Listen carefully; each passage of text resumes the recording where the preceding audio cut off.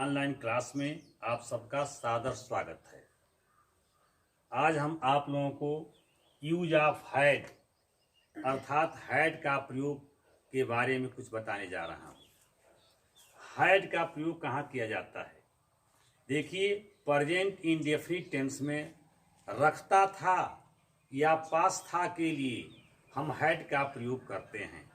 जैसे राम के पास 4 घोड़े थे, मेरे पास एक कलम था, हरी 5 किताबें रखता था।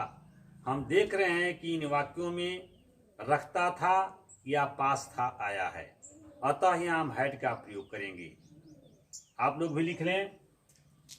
पास्ट इंडेफिनिट टेंस में रखता था या पास था के लिए प्रत्येक कर्ता के साथ हैड का प्रयोग होता है। प्रत्येक कर्ता के साथ, चाहे वो कर्ता फर्स्ट पर्सन हो, सेकेंड पर्सन हो, थर्ड पर्सन हो, कोई भी कर्ता हो, सबके साथ हम हैड का ही प्रयोग करेंगे। अब पॉजिटिव सेंटेंसेस हम सकारात्मक वाक्य कैसे बनाएंगे, उसका नियम क्या है? तो आप लोग देखें, ये rule subject plus had plus complement. सबसे पहले हम सब्जेक्ट का प्रयोग करेंगे, इसके बाद हैड लिखेंगे, इसके बाद कॉम्प्लीमेंट लिख देंगे। जैसे हरी के पास एक स्कूटर था, हरी के पास एक स्कूटर था। हम देख रहे हैं कि अंत में क्या है?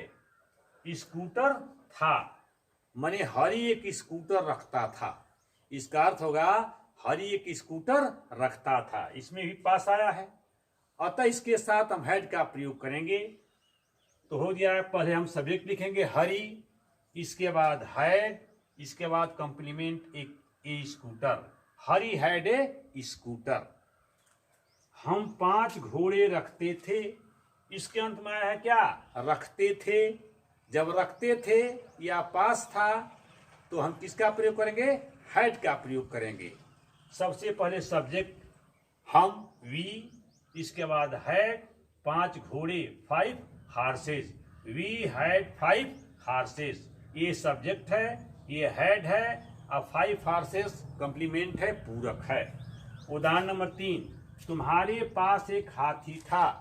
तुम्हारे पास एक हाथी था, अर्थात तुम एक हाथी रखते थे।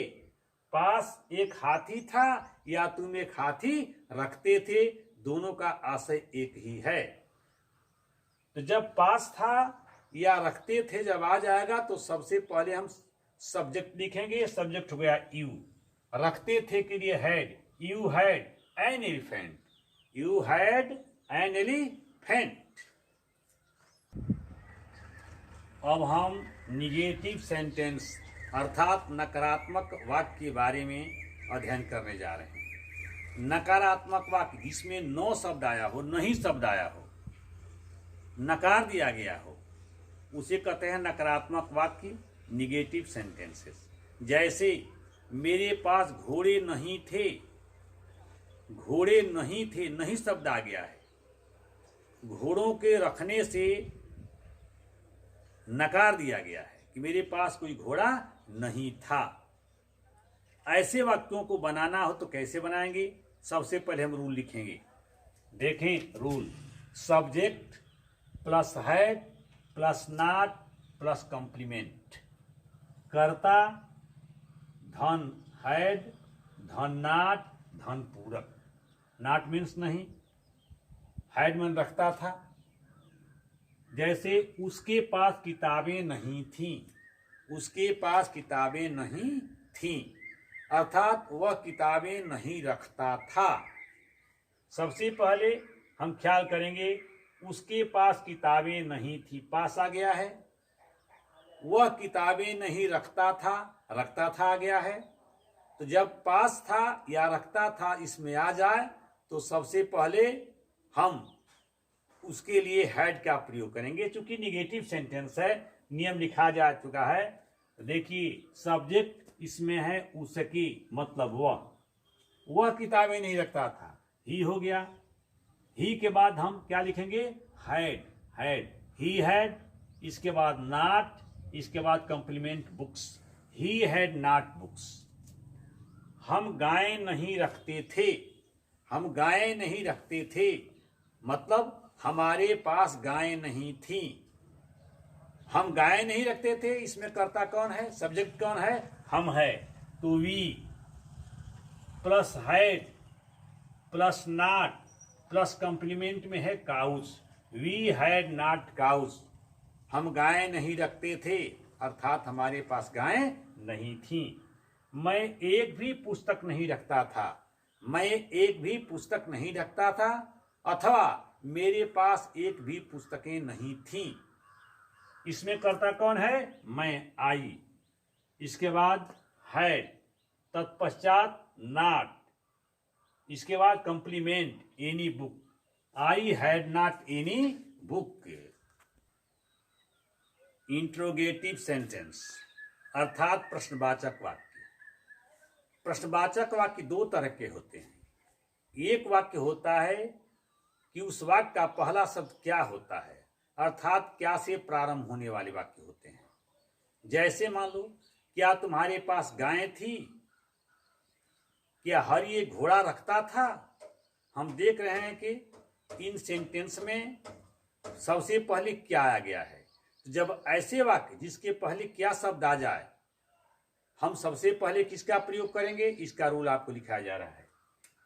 Had plus subject plus complement. सबसे पहले हम हैड का प्रयोग करेंगे, इसके बाद सब्जेक्ट लिखेंगे, इसके बाद कंप्लीमेंट लिखेंगे।